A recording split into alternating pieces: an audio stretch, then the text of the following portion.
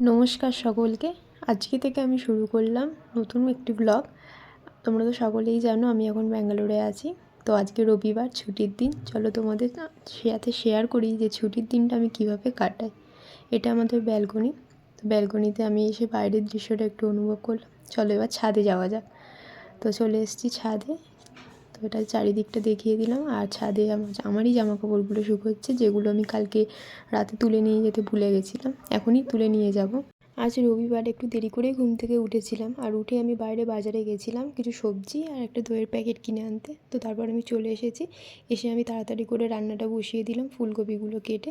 এদিকে রান্নাটা হচ্ছে আর এদিকে আমি ঘরটাকে পরিষ্কার করে নিলাম। যেহেতু আমি আনাজপত্র কেটেছিলাম, ঘরটা নোংরা হয়ে গেছিলো, তাই ঘরটাকে আগে পরিষ্কার করে নিলাম। আর এদিকে তরকারিও আমার ফুটে গেছে, মানে রান্না প্রায় কমপ্লিট।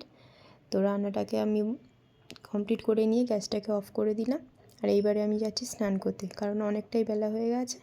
তো এবার স্নানটা করে আসি।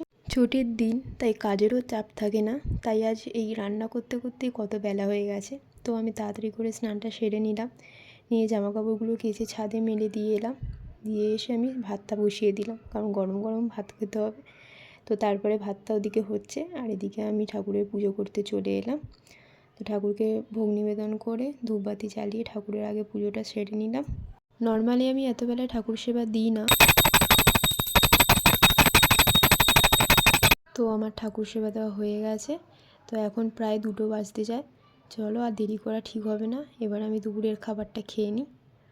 তো দুপুরের খাবার খেয়ে নিয়ে এবার বাসনগুলো ধুয়ে নিলাম, কারণ রান্নার আর খাবার অনেক বাসনই পড়ে গেছিলো একসাথে। তো বাঙালি তো, তাই খাওয়ার পরে তো ভাত ঘুমটা দিতেই হবে, ওটা তো আর বাদ দেওয়া যায় না।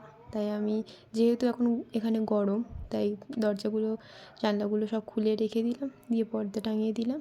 আর চলো এবার একটু ভাত ঘুম দিয়ে নিই, যেটা ছাড়া তো আমার চলবে না। তোমরা আমার সাথে থেকো, আমি চেষ্টা করব প্রতিদিন বিভিন্ন সময়ের ভিডিও করে আপলোড করতে।